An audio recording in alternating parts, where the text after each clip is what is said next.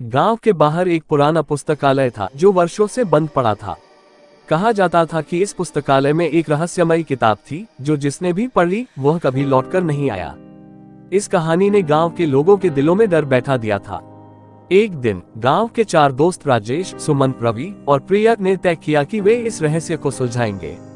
वे सभी एक शाम को पुस्तकालय पहुंचे। पुस्तकालय की इमारत जर्जर हो चुकी थी और हर कोने में धूल की मोटी परत जमी हुई थी। जब वे अंदर घुसे तो उनके कदमों की आवाज पूरे हॉल में गूंज उठी। उन्होंने धीरे धीरे अलमारियों को खंगालना शुरू किया। तभी राजेश की नजर एक पुरानी धूल से ढकी किताब पर पड़ी। उसने किताब उठाई और जैसे ही उसे खोला, एक ठंडी हवा का झोंका आया और सभी को एक अजीब सी सिहरन महसूस हुई। किताब के पन्ने खुद ब खुद पलटने लगे और उसमें से एक रोशनी निकलने लगी। अचानक चारों दोस्त एक अजीब सी दुनिया में पहुंच गए।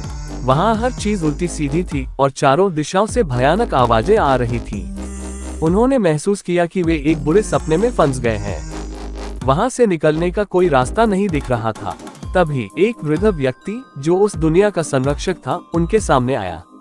उसने कहा, यहाँ से निकलने के लिए तुम्हें इस किताब के रहस्य को सुलझाना होगा। चारों दोस्तों ने मिलकर किताब के पन्नों में छिपे रहस्यों को खोजना शुरू किया। कई घंटों की मेहनत के बाद उन्होंने उस पहेली को सुलझा लिया। अचानक एक तेज रोशनी हुई और वे सभी वापस पुस्तकालय में आ गए। किताब अब शांत थी और उसमें से कोई रोशनी नहीं निकल रही थी। चारों ने किताब को वापस अलमारी में रख दिया और बाहर निकल आए। उन्होंने कभी भी उस पुस्तकालय का रुख नहीं किया और गांव वालों को भी वहां जाने से मना किया। इस घटना के बाद वे समझ गए कि कुछ रहस्यों को रहस्य ही रहने देना चाहिए।